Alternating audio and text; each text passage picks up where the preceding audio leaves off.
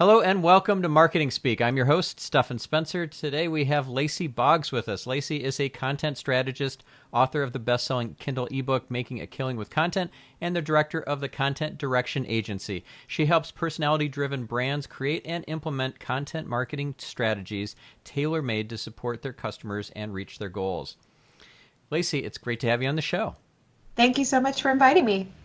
So let's first start off with why the title "Make a Killing with Content." Sure.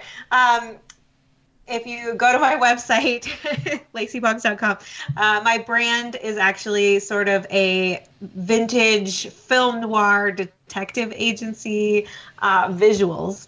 So the idea, I was trying to look for a title that would sort of tie into that without being too kitschy.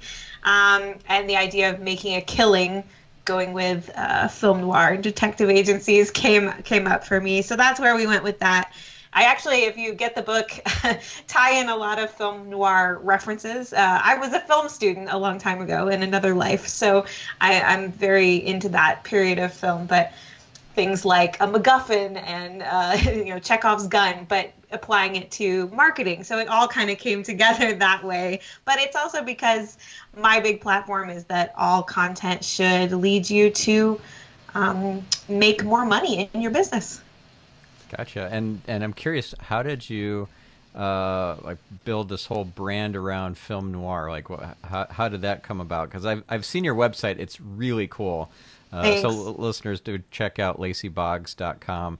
It's very memorable and remarkable, and it's not kitschy or cliche. I just think it's really well done, really elegant. So thank you. Good job on that. Yeah, I worked with a woman named Sarah Ashman of Public Persona. She's a brand strategist. She was my client first. I did some writing for her, and then I went to her for branding. And she has a really great in-depth process for kind of coming up with what is your hook going to be. And we were trying to come up with something that was me, but dialed up to 11, I guess you would say. And so that's where we came up with the idea of sort of the film noir and that look and feel, which has been, it's been my brand for almost 6 years now, so it's aged well as well. Very cool. And you did a special photo shoot for that. Mm-hmm. How did that come about? Yeah, Sarah directed it for me. We kind of came up with the idea of the hook. And then part of the big part was my message was don't write your message in disappearing ink.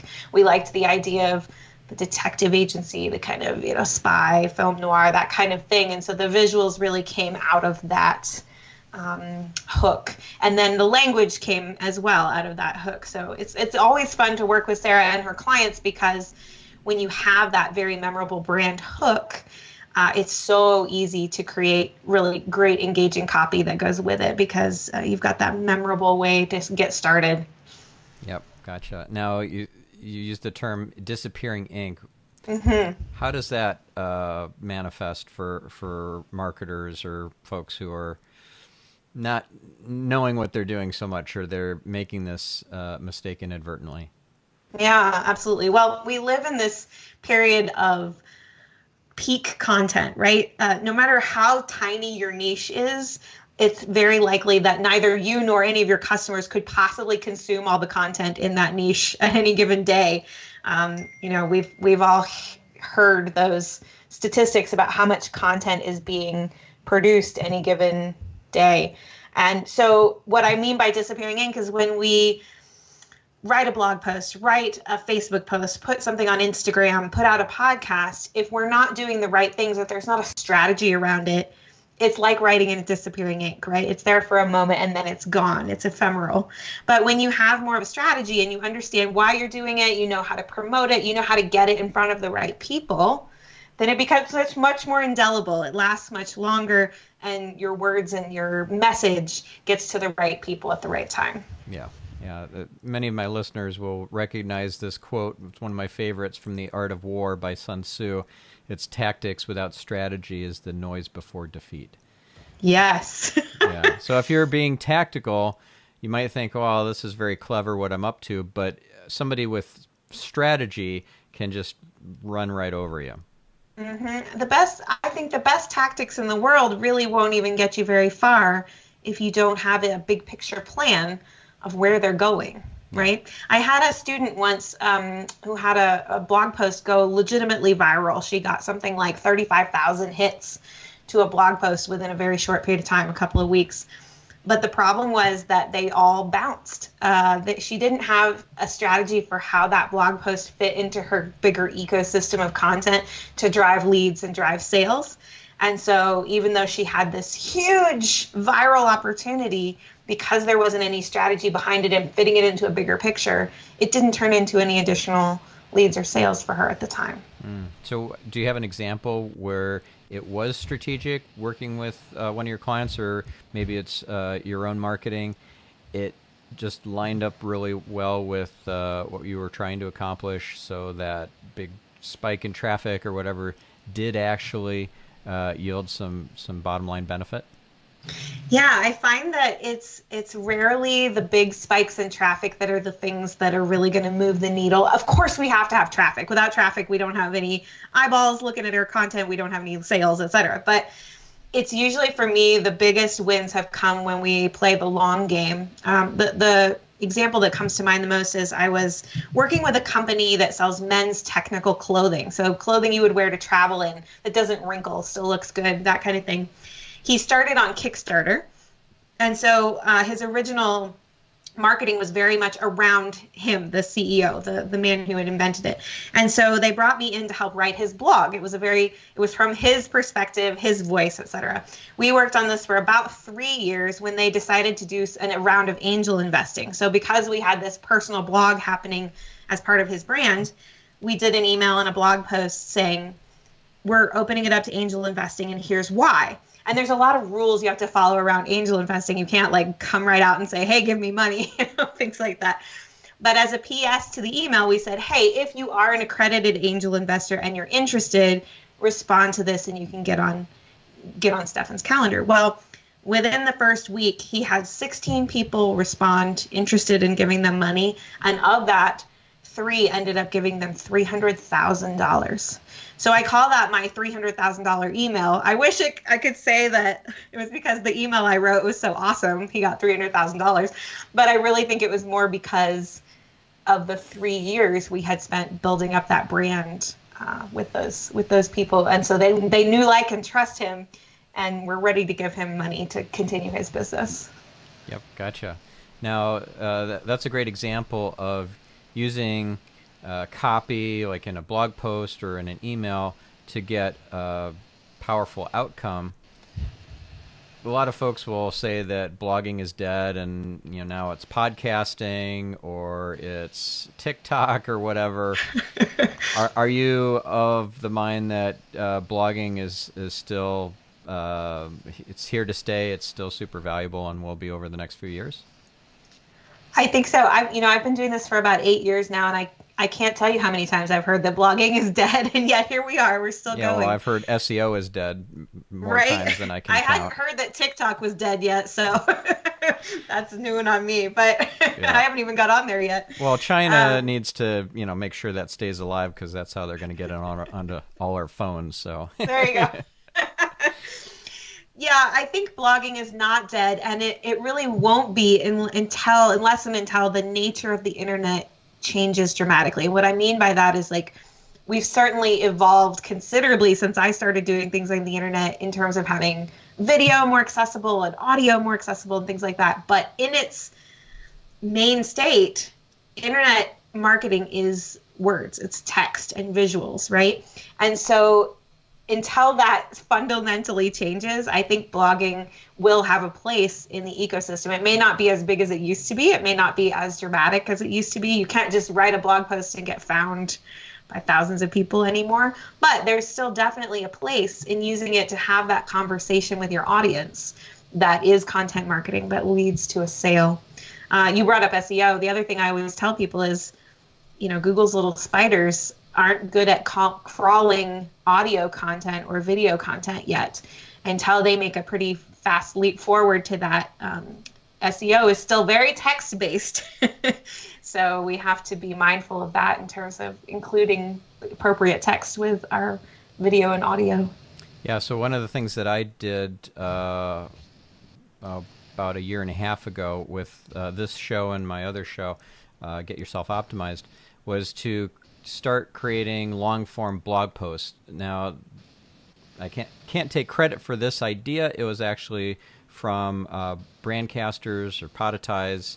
Tom Hazard told me about this, that it is a better, more content-rich show notes page than simply a bullet list outline. And I thought that was pretty clever because I did already have transcripts for every episode, but those tend to be really boring and just filled with just text and no images to break up the text. It's just this huge wall of text. And it's also not really that interesting to read when there's a lot of back and forth banter and the sentences are not necessarily grammatically correct. You get away with a lot more speaking than you can with writing. But to take the transcript and turn that into a long-form blog post is ninja. That's brilliant. To break that up with images that you pull from sites like Pexels and Unsplash, adding captions underneath, and taking the best sound bites from the episode and turning those into click-to-tweets that are visually set apart from the rest of the text.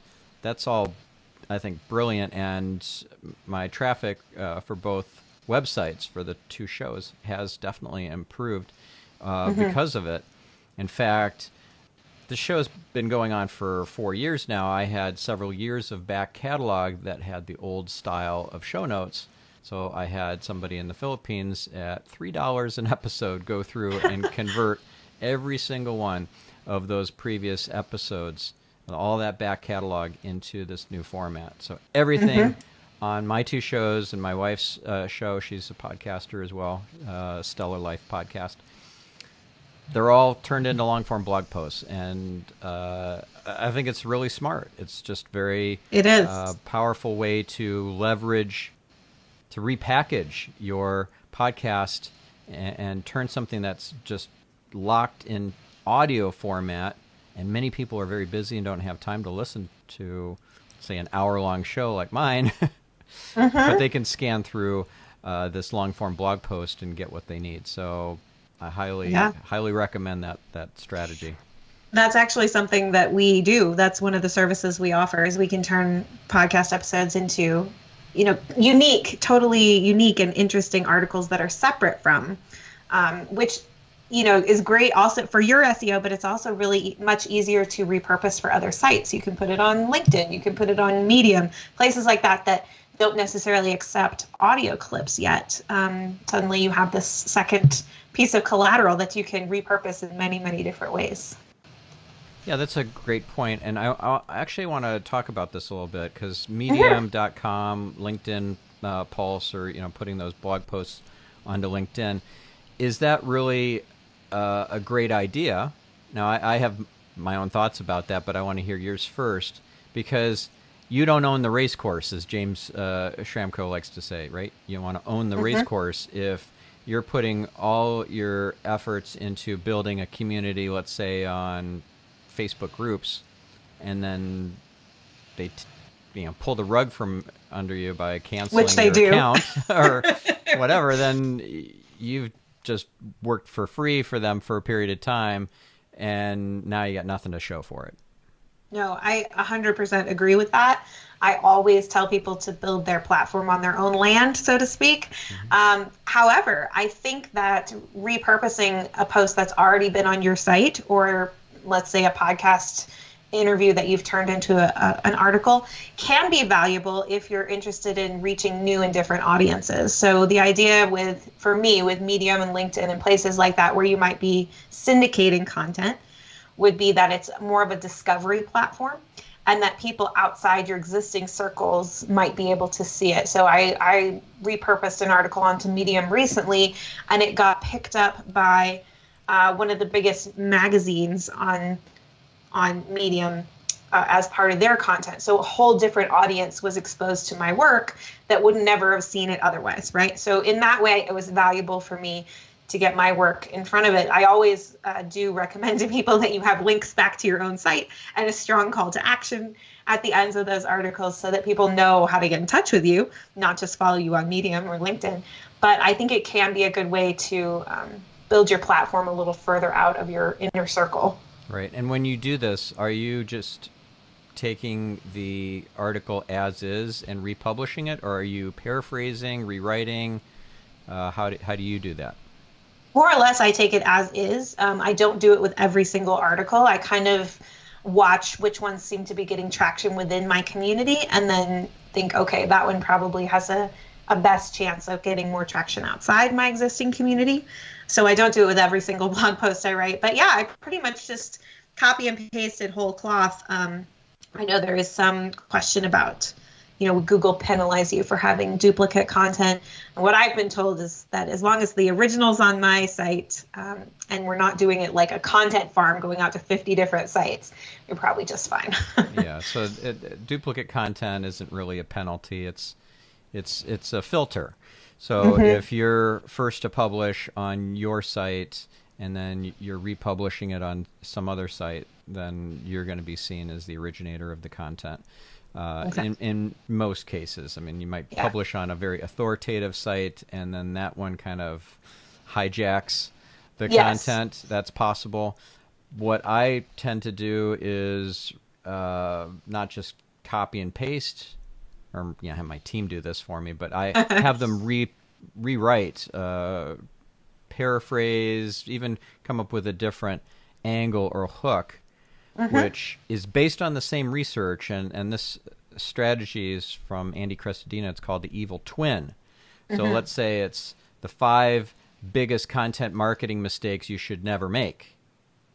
Well, the evil twin of that might be the 5 best practices that the biggest content marketers in the world are doing. Right.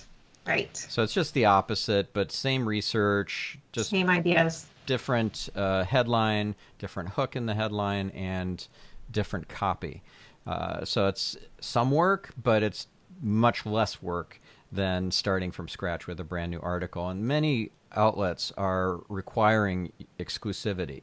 So I write for Search Engine Land, for example. I am not allowed to publish these articles that I submit to Search Engine Land anywhere else on the web for a period of multiple years. Right. They own the rights when you sign that contract.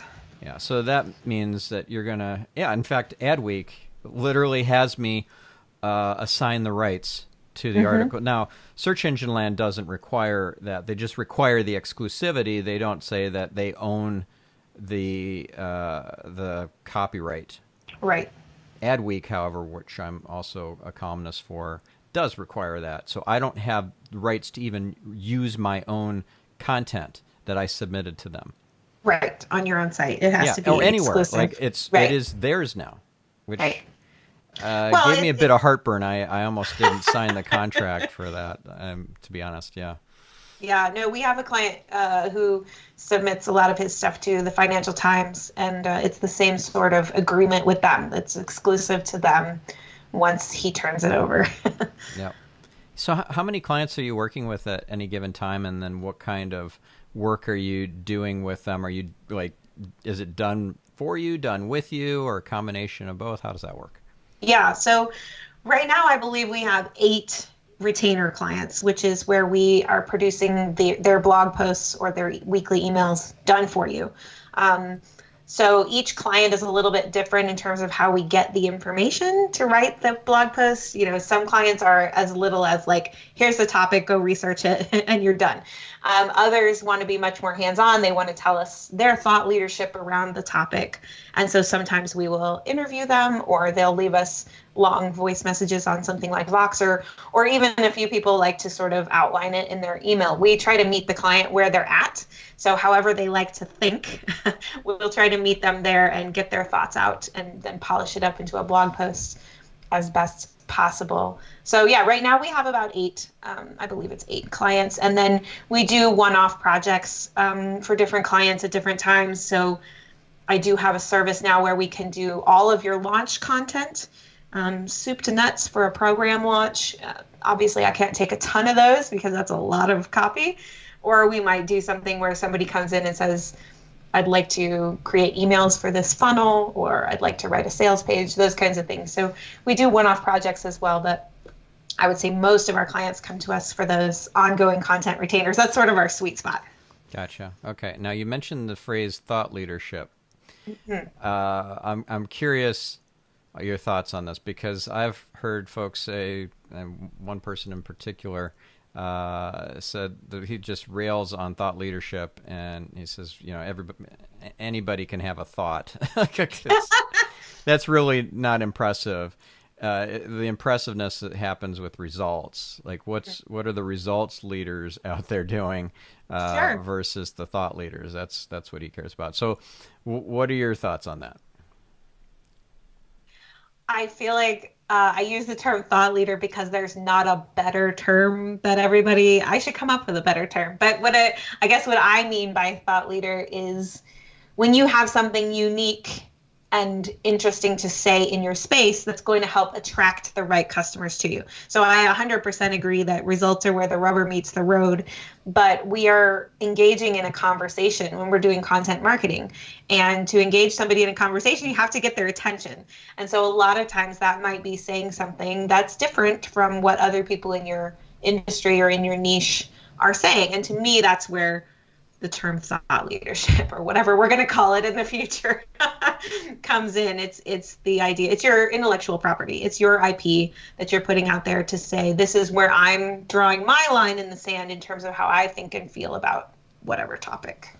Gotcha. And so getting these people's attention so that then you can move them through the funnel, it's getting harder and harder. There's a lot of noise out there. So what are some of your best strategies for getting people's attention and moving them through that funnel? And I'm guessing that maybe the funnel might be the AIDA funnel, perhaps, attention, very good, interest, very good, et cetera. So, let's walk through that. Yes. So AIDA obviously is a classic copywriting formula. I think it can be applied to blogging. You can, of course, hit all four in a single blog the way you would in a sales letter or a sales page, but I also think it can be dripped out over time. So instead of stretching it out long like a sales page, stretch it out wide. So we might have an attention post, an interest post, a desire post, moving someone to an action, and so on over a period of time rather than all in one.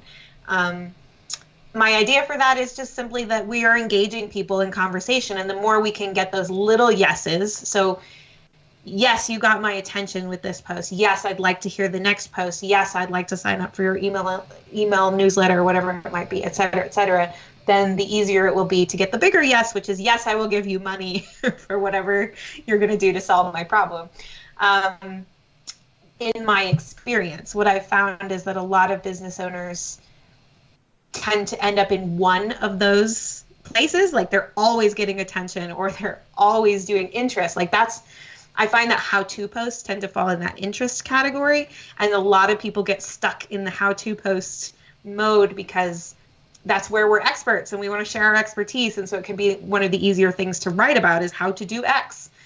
But maybe your client doesn't care how to do it if they want to hire you to do it for them. So that's not always the place we want to be stuck. So I find that having that formula or that framework for my clients helps get them out of that stuck mode and instead helps move them along the customer journey a little more fluidly so they're hitting all of those milestones. Mm-hmm. Yep, makes sense. And when you were talking about getting all these different yeses, yes, I want to get more, that reminded me of something I learned from Chris Voss, who was also a guest on the podcast. He's the author of Never Split the Difference and an ex-FBI hostage negotiator turned one of the world's leading experts on negotiation. And he talks about 3 kinds of yeses. And you don't want to just get these other 2 yeses. You want the right kind of yes. So the yes ladder doesn't work if you're getting the wrong kinds of yeses. So the 3 kinds of yeses are the good one is the commitment yes, but then there's the confirmation yes, and then the worst one of all is the counterfeit yes, where they're basically just wanting to get rid of you. They'll agree with you just so that you'll shut up, basically. Mm-hmm. Have you heard this before? Yeah, I've heard this, and I think it's smart. It's also it's a question of, are you asking the right question, right? Are they saying yes to the right question? At least with my clients, I see sometimes that they have a lead magnet, for example, that converts really, really well. And so they think they're doing exceptionally well at list building or whatever, but then they have trouble converting to sales. And when we go back and look at it, we find there's a mismatch with those yeses. Like, the people who are saying yes to the lead magnet are not good candidates for the product. And so they're getting this false positive, right? They think they've done well by creating this lead magnet that gets lots and lots of conversions, but it's actually not the right audience, or it's not the right kinds of people. And so the yes is, as you were saying, it's not valuable at all, because it's not the right kind of, it's not the person who will convert to a customer down the road. So sometimes those are the problems we have to fix in a funnel.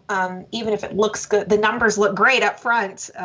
If it's not attracting the right person, if it's not solving the right problem, then it's going to be much harder to move people through the funnel to become a paid customer. Yeah. And what are you doing to identify who that ideal customer or client is? Are you mapping out what their pain points are? Are you doing like the 4 forces exercise that Taki Moore likes to do with fears, frustration, wants, and aspirations, what you're moving towards, you're moving away from, and immediate and future, all that, looking at maybe the internal problem, not just the external problem. If you're familiar with Donald Miller's story brand framework, even the philosophical problem that is underneath even the internal problem, like mapping all that out, I find is very effective and helpful for, let's say, keyword research as part of an SEO engagement, so that I know exactly who we're trying to attract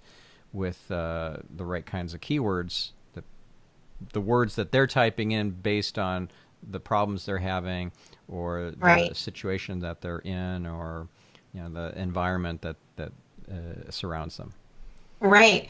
Because I think, well, as I was coming up in the internet world, there was this glut of people telling you to fill out these incredibly long profiles of your ideal customer.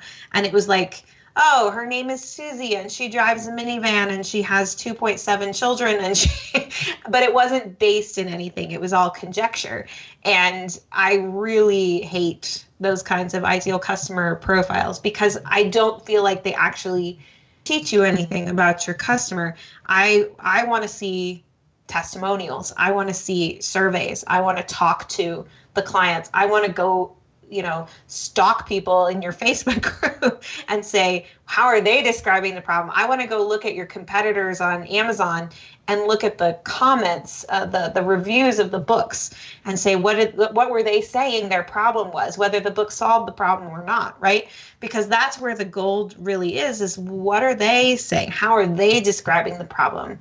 A lot of times as experts, we have ways of describing the problem, or we know what the root of the problem is, but people aren't searching for that. They're not waking up at 4 a.m. worried about that thing. This comes up a lot when I'm working with people like life coaches or mindset coaches, things like that. People don't wake up at 4 a.m. and think, gosh, I wish I were more empowered every day. That's not the root thing that they're looking for. And yet that's the language a lot of life coaches and people like that will, because that's what they think they are doing. They're empowering people or giving them the tools to empower themselves. But that's not what we're Googling for, right? So we have to find what is the language they are using, so that we can repeat it back to them and they go, oh, it's like you were in my head. Right. Yeah. A long time ago, I worked with Kohl's department stores. They were an SEO client. And they were fixated on ranking for the term kitchen electrics. And that was just the stupidest idea in my mind, because nobody types that nobody's searching for that. Yeah. Nobody uses that terminology except industry people. And there are very few people that are even in the industry using that term. So them ranking number 1 for that keyword was of no benefit to anybody. It just maybe saved their jobs because their CEO was actually searching for that keyword, making sure that Kohl's was ranking. But But yeah, you have to understand what is in your customers or your prospects' mind and how they're articulating that, either through a typed-in search or speaking it to their Google Assistant or whatever That's a the whole device new is. world, isn't Yes, it it? is. Now, I love what you said earlier about that you actually interview the client's customers to find out what their problems are, what keeps them up at night, and so forth.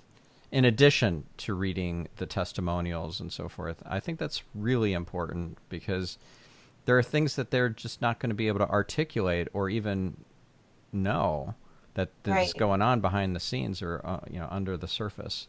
So, what are some interview questions that bubble up some of that great intel that you can use?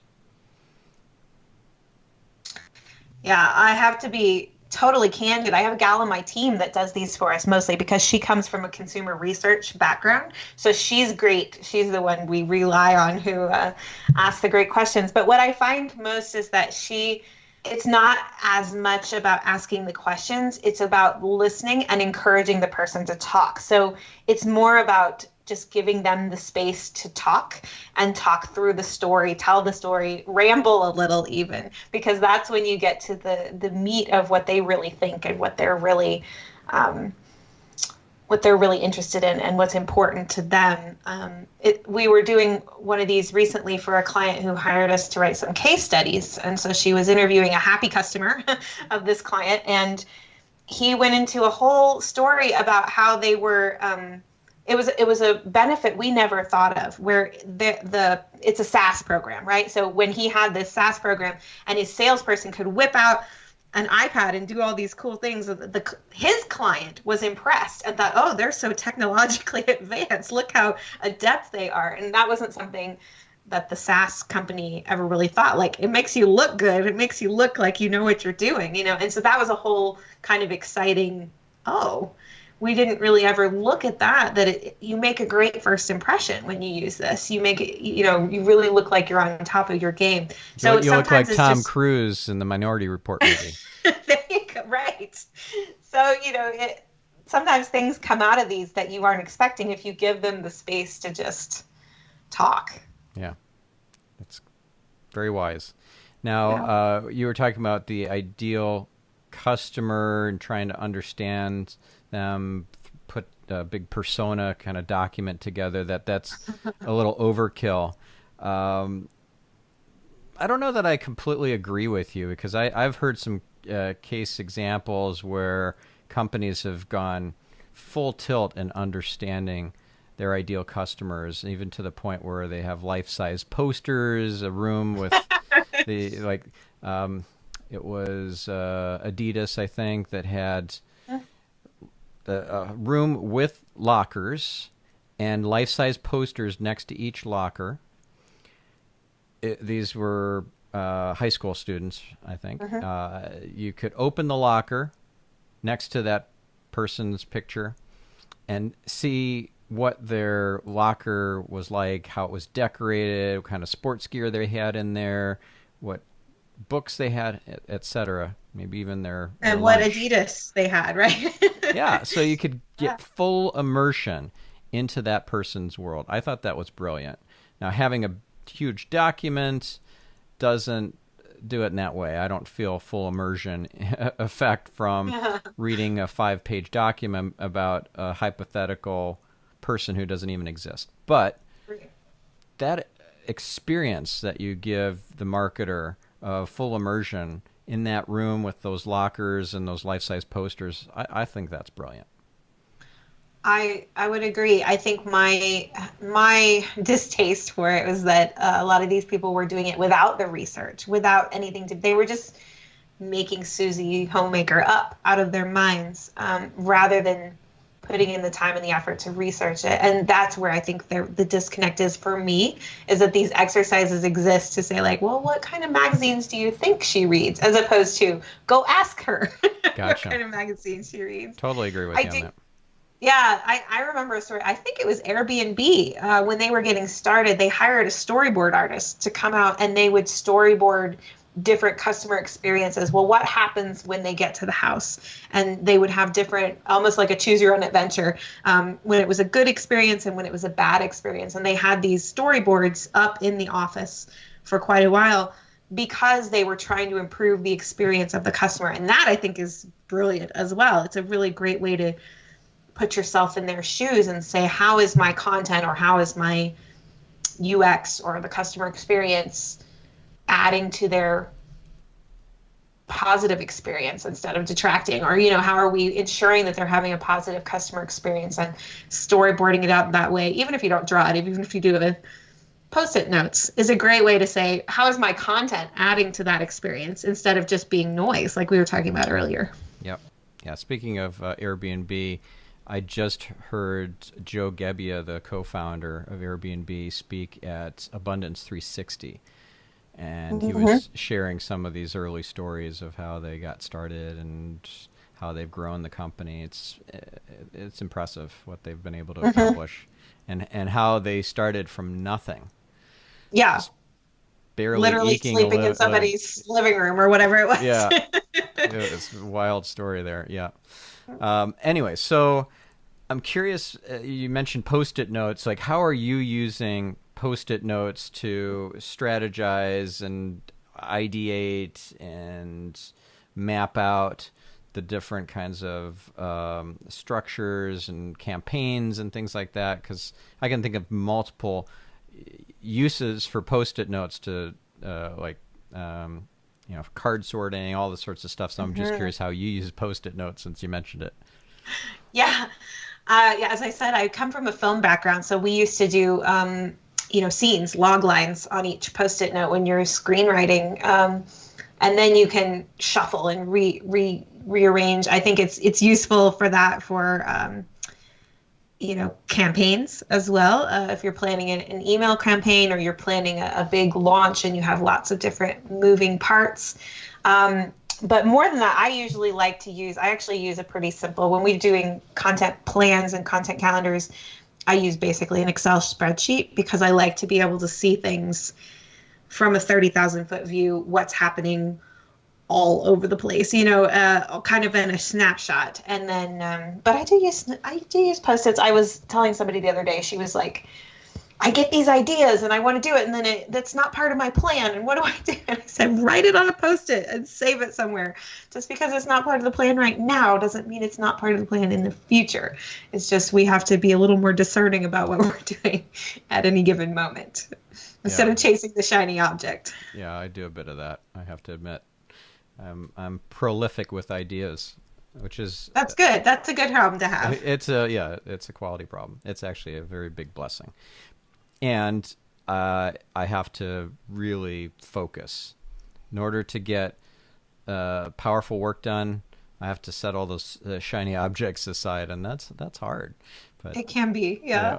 So let's walk through what goes into like a program launch or building out a funnel from your perspective as the person who's providing all the copy, the emails that go out, and the different drip campaigns or what have you, the landing page copy that you might be writing, or squeeze pages, etc. Like, what, from your perspective, makes for a good funnel or good launch?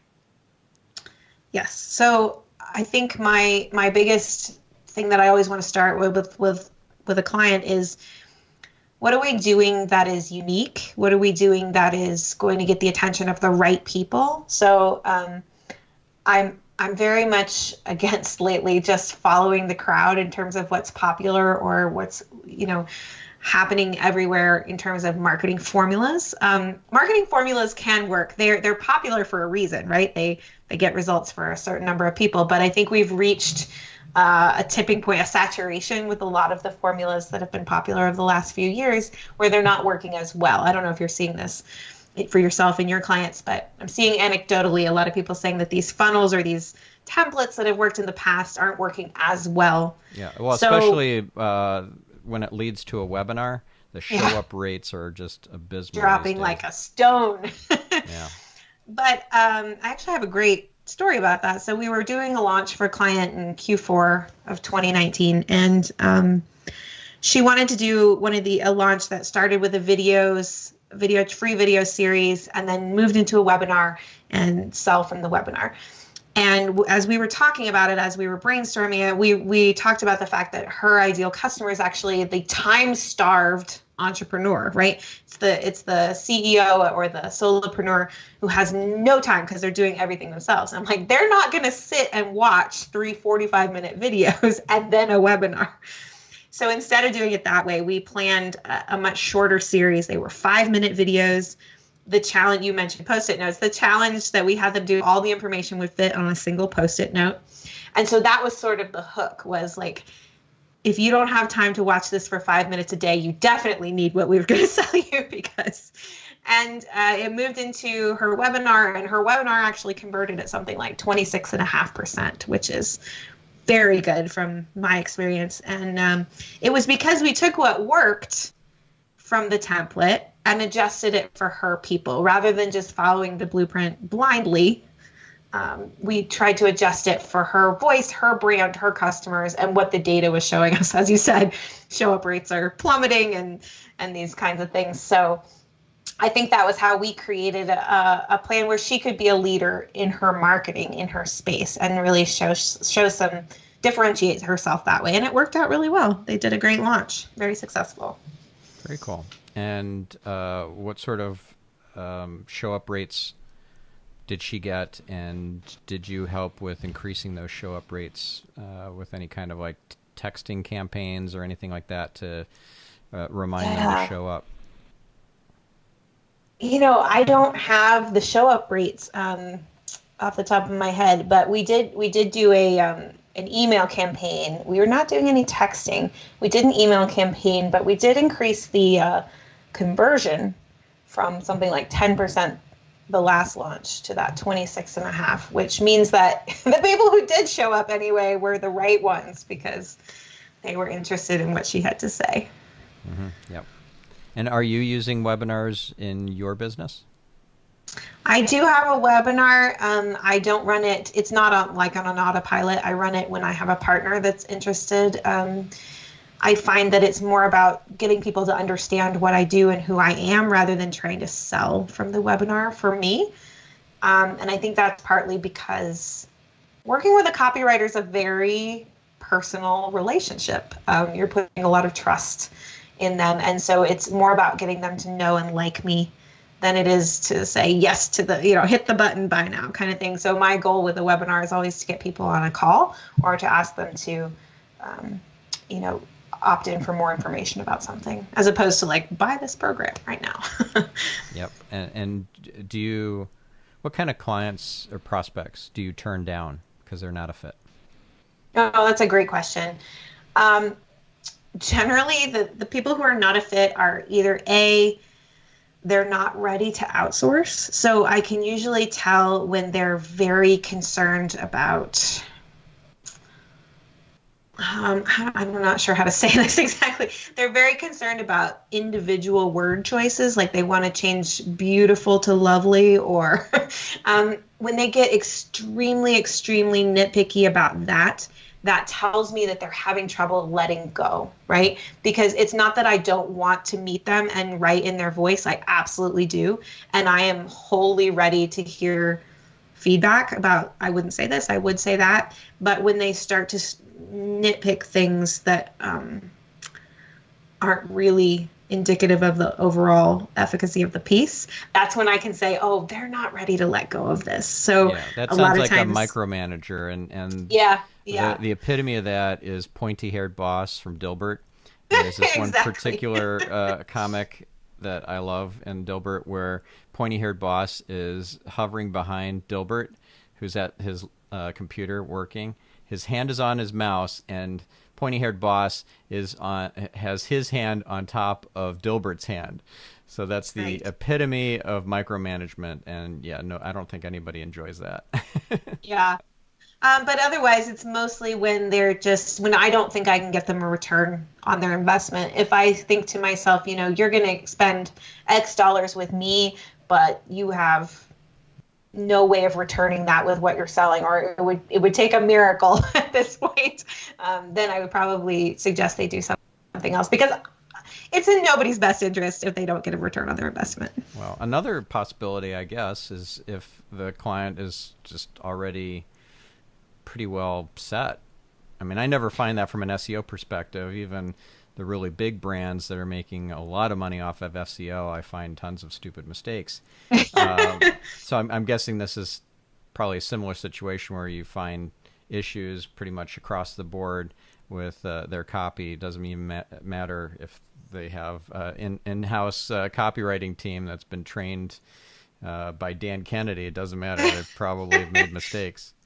Everybody makes mistakes, and more often with me, it's not that their existing copy has mistakes, but more that there's so much copy that needs to be produced at any given time. When they come to me, it's usually because they're burnt out, or they're overwhelmed, or they're just not ready, don't want to do it themselves anymore. So it's usually less that I'd like to say I can do it better than the average Joe, but it's more like, God, I just can't handle this anymore. Please take it off my plate. Yep. Yeah. So do you do any kind of copy audit when you're taking on a client and you see issues with their website? Like, I know, for example, with my website, I've got multiple websites, but the stephanspencer.com website, there are pages that cringe might be too strong of a word, but I get uncomfortable when I'm looking at the copy. Like, the Work With Me page needs an overhaul. It's a beautiful looking page, really well designed site. I love the design. The company that did the work, Studio One, is amazing. But the copy itself on that page kind of rubs me wrong. It just doesn't. It's not congruent with my brand. The copywriter didn't really get my voice, and there's some mixed metaphors in there. I'm a stickler for grammar, and I hate mixed metaphors in the same sentence. It's just annoying, and that stuff's in there, and I know it needs to be cleaned up, and I just haven't gotten to it yet. So I'm curious if you're in that side of the business too, of auditing their existing copy. Yes, sometimes. So more often than not, they'll come to me with a complaint like that. They'll say, oh, this page isn't working, or I just hate it because of XYZ. Or they'll say, a lot of times recently, I'm getting, our email funnel isn't converting the way we'd like it to. Can you help us? And so then I always want to see not only the original copy, but also the stats. What's the data saying? Are there any outliers that are saying, well, this one's working, but this one's not, or people are opening it, but they're not clicking, or those kinds of things, because that'll help me understand where's the mismatch, where is it not doing its job. And so hopefully we can fix it from there. But a lot of times it's just like what you're saying. I can't tell you how many times I hear the copywriter just didn't get my voice. And gosh, I will say this as a hard and fast rule for your listeners. I don't care who the copywriter is. I don't care how expensive they are or how cheap they are. If they can't get your voice, they're not the right copywriter for you. And that goes for me too. If it's not a good match, it's not a good match, and your business and your marketing will suffer. Yeah. Now, you in your bio, you mentioned that you help personality-driven brands. Mm-hmm. So part of the personality is the way that your voice comes across. And Exactly. If you have all these different copywriters that you've hired over the years with different kinds of voices, and they don't have a cohesive, if there's no cohesiveness to that, you've got a problem. It's a you problem. don't actually have Big problem. a personality. You're kind of schizophrenic. Totally. I think that's where I always recommend people have a brand voice style guide. So a lot of people are familiar with brand style guides that tell you what fonts to use or what colors to use or what logos. But I also would recommend, if you are ever outsourcing copy or content, that you have a voice style guide. And what that includes is things like you were just saying, like if you're a stickler for grammar, do you do AP style or Chicago manual style? Do we like Oxford commas or no Oxford commas? And we never want to mix metaphors. That's what I would put all in your style guide, things that the right copywriter will understand. We put things about tone, we put things about diction, syntax. And then we also have a list of like words and phrases that you might use commonly or that you would never use.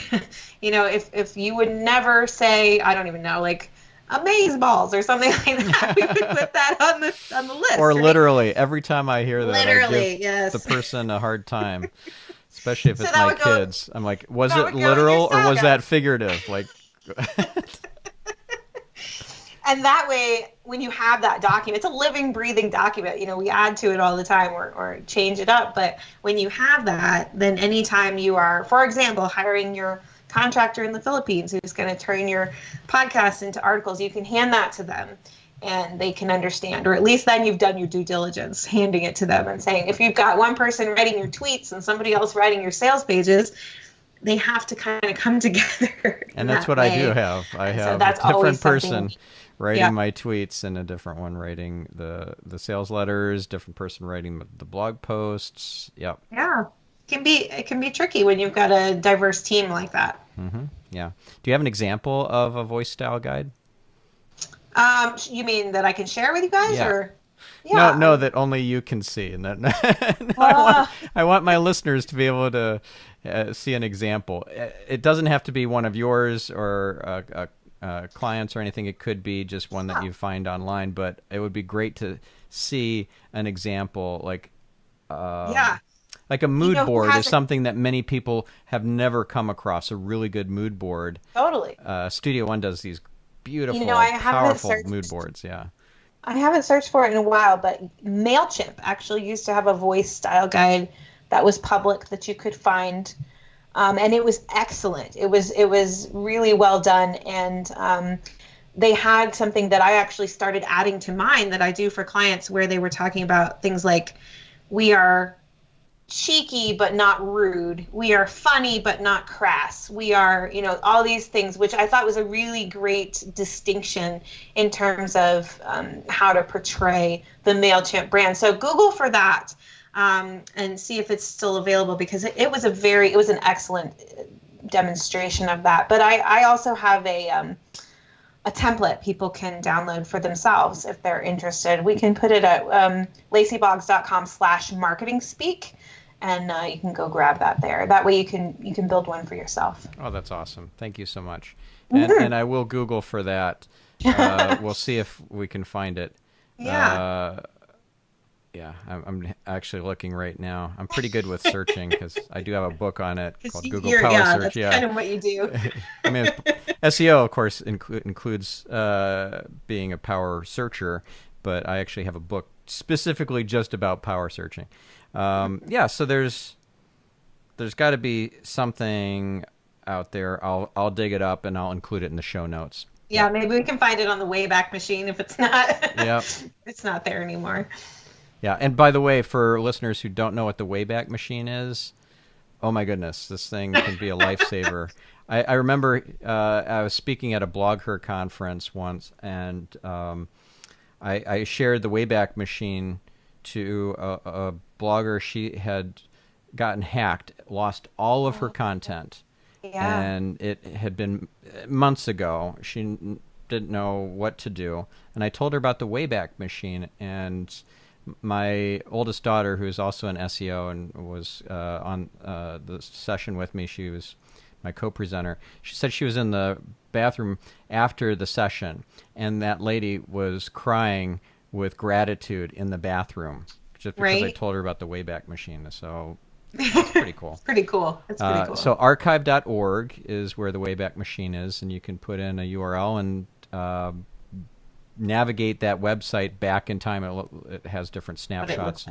Can go back decades even. If you go look at, for example, netconcepts.com, which was my previous agency, which I sold in 2010, you could see what the website looked like in the 90s, which is so cool. Yeah, that's really cool. All right. So we're getting close to time here. what would be some of the more important strategies or tips or tricks that we didn't discuss, or questions that I didn't ask but I should have? Gosh, I think that, my biggest tip for people when they're trying to figure out content marketing is really just to take a step back, look at it from that 30,000-foot view, and remember that it's less important that you be everywhere and more important that you're intentional with what you are doing, where you are showing up. So, we have the opportunity to be on, dozens, I almost said literally and I caught myself, but literally dozens of channels. There you go. Just to get me going, thank you. Where we can put content on many, many different, we have opportunities, right, to be present in all these places, and ask yourself, is it necessary? And where should I be focusing my efforts instead? I think unless you are a corporation that's huge and global and worldwide, it's probably less important to be everywhere and more important to be focused on doing quality work in a few places so that you can really curate that conversation with your ideal customer and create that journey that we've been talking about that will lead to a sale. So less is more. I'm a big fan of essentialism. Finding out where can I do the most quality content and really provide the best experience for that customer that will lead to a sale, as opposed to trying to just throw spaghetti at a wall and see what sticks. Spaghetti is not a strategy. So I've been reading the book, The One Thing. I love the book. I haven't read Essentialism yet. Have you read The One Thing? Yes. I have not read The One Thing yet, no. But Essentialism lives on my bookshelf. so what is the most important concept or tip or something from that book that's maybe changed the way that you do things? Really, it's the concept that less but better is the focus of essentialism. So not trying to do, it's not minimalism as in doing the least amount possible, but it's determining where can I do the best, the highest quality good, and then focusing, doing less but better. And I think that's true in business in general, but in content marketing for sure in this day and age. Unless you have a team of dozens that can produce content for every channel, you have to focus and you have to try to do, the way you're going to stand out is to produce really quality content, better content, and that may necessitate it there being less of it or fewer channels or whatever that might look like. But really getting focused on where you can have the biggest impact and doing quality work there. That is so important. And there's one platform that I know I should be on more, Instagram, and I just am not. It's a lot harder for me to produce content for Instagram. I'm very guarded about my personal life. I have a 5-month-old baby. We posted one photo of that baby on social media so far, and I'm not in any hurry to post a bunch more. I just, so Instagram doesn't get a lot of my attention. There are folks who insist on being on every single platform, and that spreads themselves very thin, and they're, trying to be everything to everybody, I think. But is there a platform that you neglect, social media platform? Oh yeah, no, not all of them. That's not true. I am still technically on Twitter, and I couldn't tell you the last time I logged into Twitter. I definitely neglect that, but I never got much traction, even when I was trying to be more intentional about it. So that one is one I have let go more or less because, like you with Instagram, it's not one that I was able to focus on or really make work for me or my clients in the right way. I tend to spend my energy on Facebook and LinkedIn with a smattering of Instagram thrown in.